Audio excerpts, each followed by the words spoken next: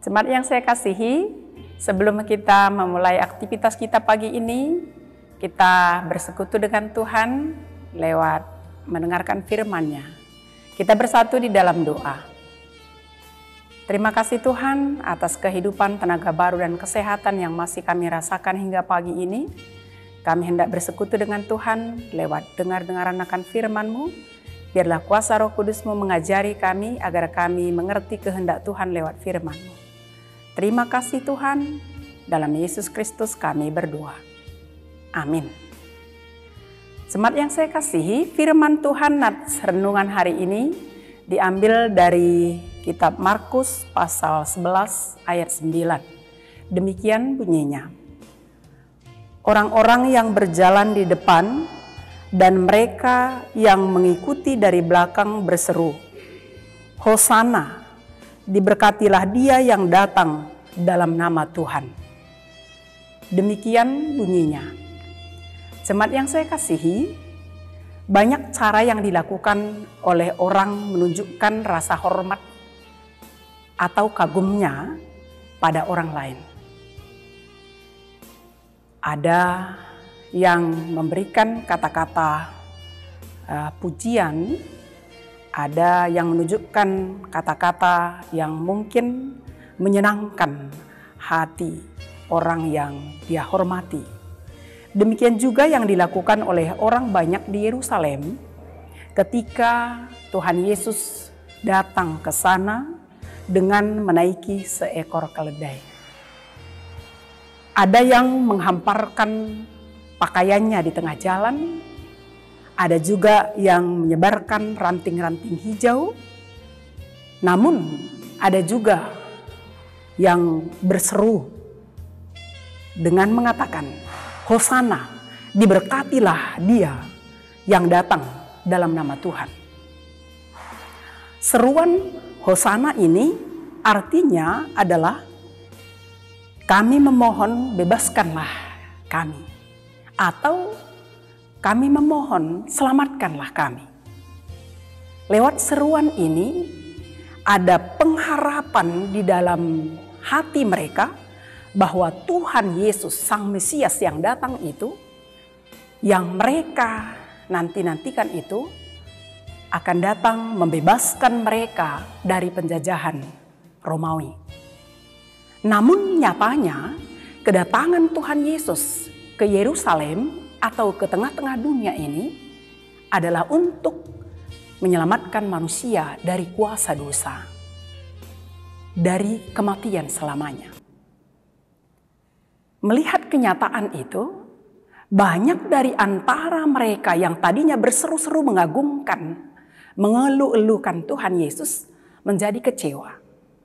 Dan pada akhirnya ada dari antara mereka yang menyerukan kata-kata kebencian, kata-kata hujatan kepada Tuhan Yesus dengan mengatakan, salibkan dia, salibkan dia.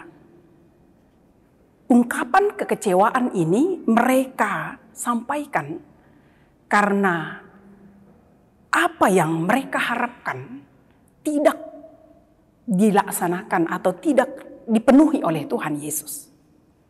Jemaat yang saya kasihi, pengalaman kekecewaan di dalam kehidupan seseorang dan juga pengenalan yang kurang akan Tuhan Yesus di dalam dirinya akan sering membuat seseorang cepat melontarkan kata-kata protes atau kata-kata hujatan kepada Tuhan di dalam kehidupannya.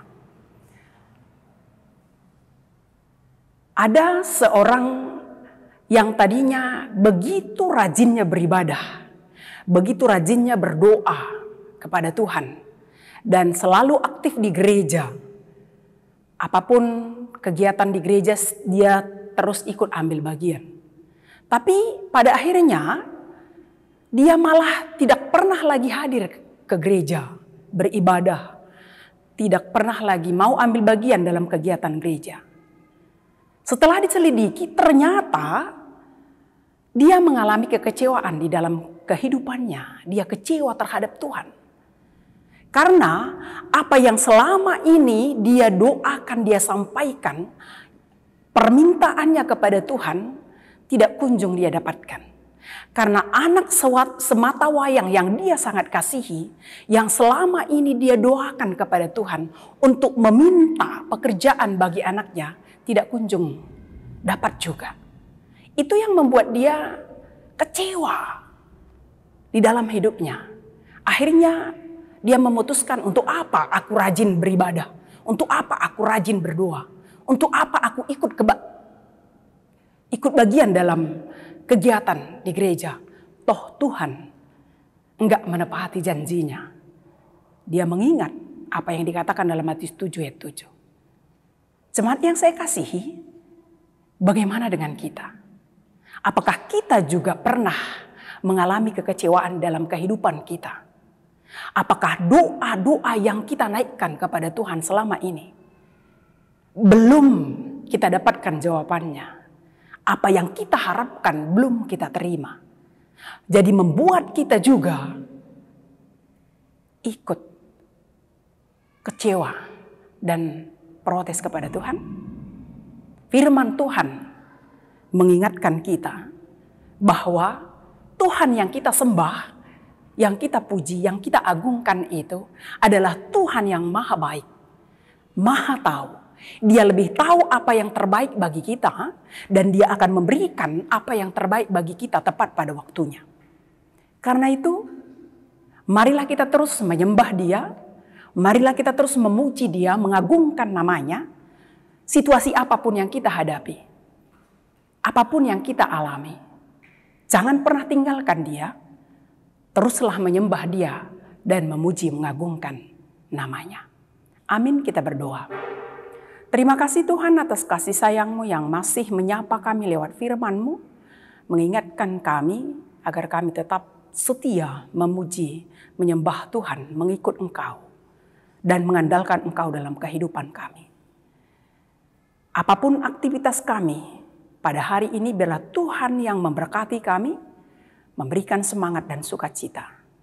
Demikian juga seluruh jemaat Tuhan dimanapun berada, lawat mereka, berkati mereka. Bagi mereka yang lemah Engkau kuatkan, bagi mereka yang kekurangan Engkau cukupkan segala yang perlu dalam hidupnya. Bagi mereka yang berduka Engkau hiburkan, bagi mereka yang mengharapkan pekerjaan Engkau berikan pekerjaan, bagi yang sakit Engkau sembuhkan penyakitnya. Apapun harapan dari jemaat Tuhan, biarlah Engkau kabulkan seturut kehendak-Mu. Sehingga jemaat Tuhan terus memuji mengagungkan nama Tuhan. Ampuni kami akan salah dan dosa kami. Dalam Kristus Yesus kami berdoa dan bersyukur. Amin. Jemaat Tuhan, selamat melanjutkan aktivitasnya. Tuhan Yesus memberkati kita semua. Shalom.